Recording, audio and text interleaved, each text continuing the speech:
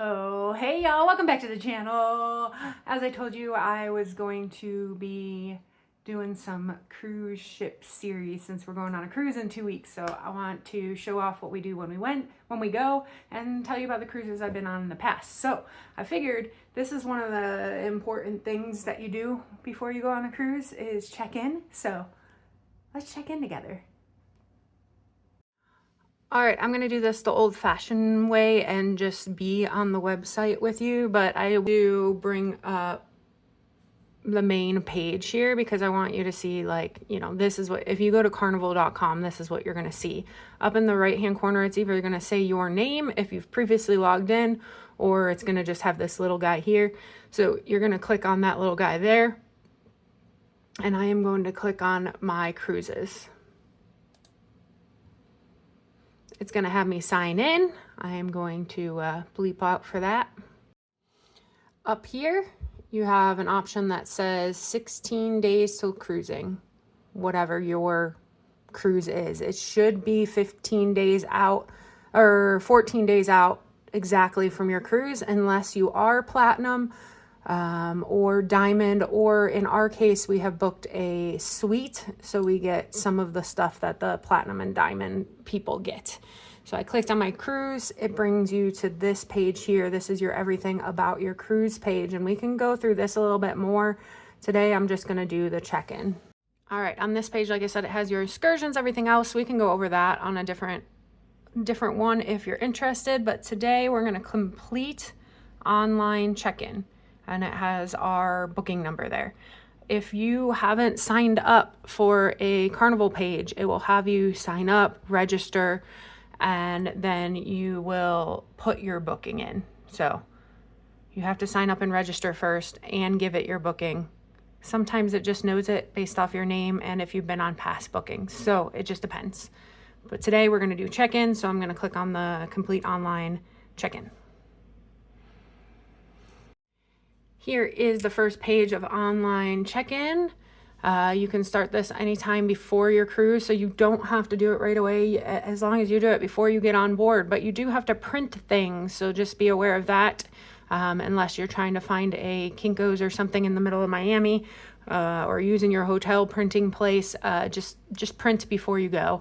It tells you everything you need in order to do this online check-in. The reason that you would check in early... Oh, hey guys, I don't know how boring it is just looking at the screen. So the reason that you would check in as soon as possible and why it's a benefit to to get that early check-in is so that you can get your choice of when you check in time, meaning when you're going to board the cruise ship. For us, I could care less. We're going to be on the cruise ship for 8 days. Yeah, it'll be nice to get on there, but you cannot get into your room until like 1:30. So it doesn't, if you're getting on the ship at night at 10:30, you're gonna do exploring, you're gonna do all that fun stuff, but you don't get your room and to throw your stuff down and relaxation until that 1:30 mark. It's just like a hotel. They have check-in and check-out time. There's people cleaning. So just know that. That's why we're gonna choose kind of that like noonish check-in time. We'll see what's left here. All right, so we're gonna click on get started. This here says all steps must be completed before sailing. You can save your progress at each step or skip a step if you don't have the information and come back later to complete it. So I do not have my passport right now because of some passport hang up. So hopefully I'll be able to add that later. So, all right, got it. We are who I'm checking in for. These are the 3 people, our birthdays. The next page here has me verifying my address, which I won't be showing you. I mean, I'm stalkable. It'd probably be easy to find me, but let's not make it easier. It's asking me if these guests can also have this address, so I'm going to say yes. Next step is asking my phone number, which I also won't show you, but like I said, I'm super stalkable. I'm typing in my phone number wrong, so I'm glad I looked at it. Yeah. Next step is asking my email. Yes, it's going to send you promotional offers if you want it to, but this is the email that you want all your information sent to. So put the email in that you're most likely to check, not the one that just, is your burner email. Next up is asking your emergency contact. I'm just putting my hubby in. I'm guessing for my hubby, I should put in me, and then I can keep, for my stepdaughter, I can keep my hubby in there. Up next, there is a medical conditions page. It's saying, does anyone have a medical condition? We don't have anything that we need accessibility help with, so we're going to say no. Next up, it's going to say, it's going to have you enter what travel documents you will be using. So we're going to do that next. So Carnival is really explicit with the travel documents. They really say, hey, you should have a passport. You don't absolutely need one to be on a cruise that is starting in the USA and ending in the USA. But it's important because you're going to be in other countries to have it. But we will be, hubby and I will be traveling with our passport. Hopefully I will be, because I sent in my passport and something was wrong. I needed to change my name on it. Something was wrong on the application, so I'm waiting to hear back from them how to fix it and all of that. So I sent back in another application, and we'll see. Hopefully that works. I got 2 weeks. I paid for the expedited shipping, so hopefully it comes through. For the teenager, she is over 16 now, so she's going to need some kind of photo ID. Any kid over 16 is going to need a photo ID. If not, you just need their birth certificate with you for the cruise ship. So if not, they need a photo ID and their birth certificate for the cruise ship. We have to get both. Well, we have her birth certificate, but we need to get her a photo ID because she doesn't have a driver's license or anything yet. So we're going to get on that. Next question asks, is everyone in your booking both a U.S. citizen and a U.S. resident? For us, that's yes. It's asking me what, now it's asking me what document I'm using. I'm going to select passport. It's asking for my document number. I'm going to put my old passport number in here, and hopefully I can update it later. We'll see. Up next, it's asking if I have a known traveler ID, which I do because I have pre-check with the TSA. So that's what your KTN or known traveler number is. Not everybody has that unless you went in there and got approved for it. So I'm gonna put that in next. Then it's having us select whether or not we agree to have our information shared with Custom and Border Protection. I think you have to agree or you cannot go travel, so agreeing. I'm not viewing the privacy factor. It just says, if you are a visitor to the U.S. coming to work, study, conduct business, or immigrate, get the information you need to smoothly navigate the process and procedures here. So that's not our case. Now I'm going to do the same thing for my hubby. I gotta find, he just got his passport, so I gotta find it. All right, we got everybody's information put in for their travel documents. Next up, they're asking our travel plans. It says, are we parking a car at the pier? We are flying in and Ubering around, so no parking a car. Next it asks, are we flying? Yes. And how will I fly? It actually lists all the flights in here for that day. I don't know, I'll look up my flight number. I don't see ours because ours leaves out at like 5 a.m. and it's not here. All right, I got those entered. My flight did not come up for the way in, but it did come up the way out, or for the way out, or way into Miami, but not way back to Reno. So I'm gonna check my flights because we specifically booked at like 5 in the morning so that we can get there at like 6 o'clock at night instead of booking like mid-afternoon and not getting there till like midnight 1. So I want to be able to like get there and actually get the worth out of the hotel and go out to eat and stuff like that. So anyways, up next. This is what I was talking about. Next, it has an arrival appointment. What time are you planning on arriving at the port terminal on embarkation day? Select an arrival time and we'll save you a place in line. All guests in your suite stateroom must arrive at this time you select. So we're gonna go here. And then it has these times here from 11 a.m. to 2:30. I'm gonna go right in the middle. The time you select applies to everyone in your stateroom. Guests who arrive early will be asked to wait until their designated arrival window. So I am gonna go ahead and go right with that 12:30 time. I'm hoping the rest of my crew can also get this time when they check in. I don't necessarily want to be on the cruise this early. Like I said, we don't get our room until about this time. We have a suite, so ours will be cleaned a little bit quicker, but still, I kind of want to meet up with the crew and stuff, and hopefully maybe just get on the ship with them. All right, up next, we're going to create our onboard expense account. Your Carnival sign and sale account must be used for onboard purchase. Set up your account now to avoid waiting in lines when you're on board.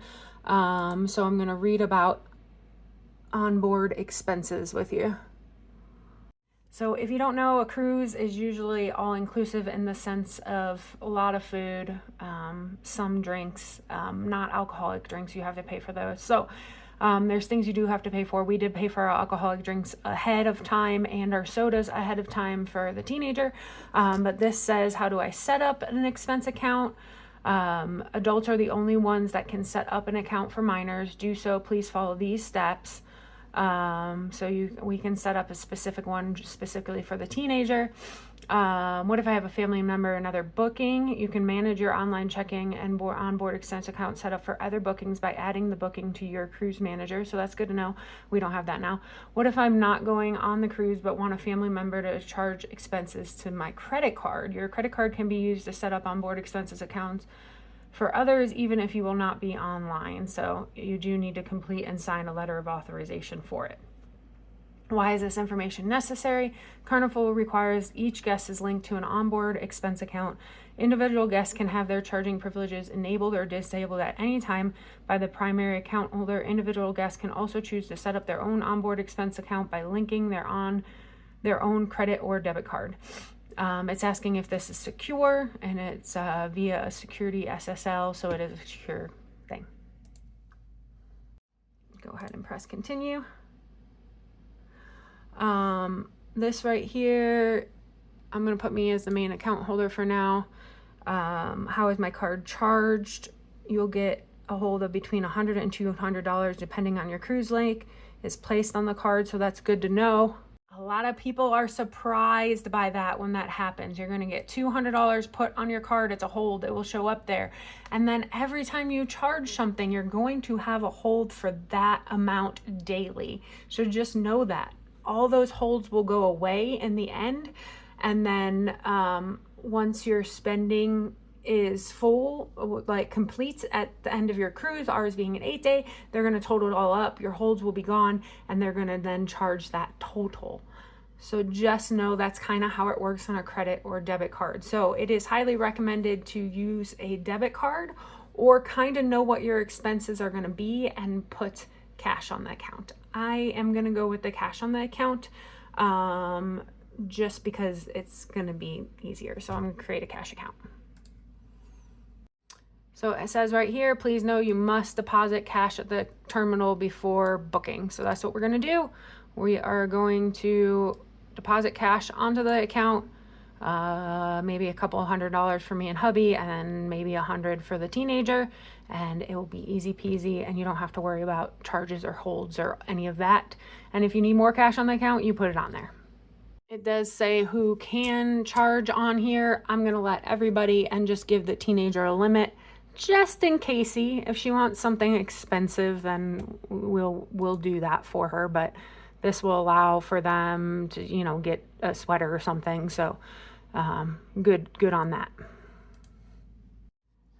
Then it asked if you want to do another onboard expense account, but we're just going to leave it at one because we're together. So this says this option is for the first 2 guests only. Accommodation is for a guest definitely. Okay, so this is what is your bedding preference. We're going to have a king bed in there. There's also a pull-out couch in our thing. So we have like a trundle or a comfortable sofa bed. A convertible sofa, comfortable. I hope it's comfortable for her. But the other 2 beds, which hubby and I will sleep on, I want to be as a king. This is important. It has Carnival Youth Programs Fun. Registration required for participation. Save time by pre-registering. So I'm going to pre-register our teenager because it does have Club O2. It says we do that via the Hub app. So drop-off times. Okay, cool. All right, there's a bunch of terms and conditions. I will not read. I assume whoever wrote them is a smart cookie, and I agree, because in order to do so. All right, so the final step here is to choose to have your ticket contract. You can read through all these. It's a lot. Just know that if it's like it has your cancellation and refund policy in it. So if you're not reading it, it's essentially making you read it. You have to scroll through it. It has smoking rules in it. It has reimbursement for fines, expensive debts, and damages. Independent contractor, shore excursions, and other services, and Carnival's liability, release, the limits for claims, class action waivers. You're literally waiving a class action in here. Now, these buttons that you push, in the end, if you talk to a lawyer, are important, but not, because they're all mumbo jumbo and can be mumbo jumboed around. So anyways, we're scrolling through. All right, so here's the next step. It says use of Smile and Go technology as part of your cruise experience. Using Carnival Smile and Go will expedite and improve your guest experience in various ways throughout your vacation and will make it possible for you to board the ship effortlessly, take your daily temperature in a contactless manner. They don't do daily temperature anymore. That was during COVID. Safely access your onboard account at your sail and sign kiosk. I may take that back. They may be putting that there because they may be not virtually taking your temperature, but like, I don't know if you remember during COVID, but a lot of places had them. Like when you walk through the door, it would take your temperature. Anyways, easily check in and out of your child youth programs. Quickly find your photos at Pixel Studios. You can opt in when completing online check-in and opt out at any time you're on the ship by visiting guest services. Please leave our privacy notice and information of our use of facial recognition. So I am going to agree to that because that's fun. I don't mind. Everyone's taking pictures of my face at all times anyways. Y'all, this is what was most important. Here is everything. I am all saved up. I have my time for 12:30 to 1 to expedite check-in and minimize waiting. Come during that time. Here's all of our stuff. It's complete. It says cruise preferences review. Let me review that one. All cruise preferences was the bedding, so I don't know why it doesn't say complete on that one. It does say download the Carnival Hub app, so essentially I am checked in. It's looking like I can go back in this, and so it's showing everything complete, and then has the option to view and print documents. We have this. All right, this is cool, y'all. Here is you print these up. This is your luggage tags. Print a couple of them if you're gonna do multiple pieces of luggage, but here's one for each guest. But here's the boarding pass. It tells you when to board. Right now it doesn't have it says a boarding group. It doesn't have anything else on there. Staterooms will be available starting at 1:30, so there we go. That's why you don't want to get there super early. You can explore the ship a little bit, but it's nice to like be able to get into your room. I don't mind going a little bit later. So there it is. We're all checked in. All right, I did sign back out, so I'm gonna sign back in again and see that all that stuff is still there.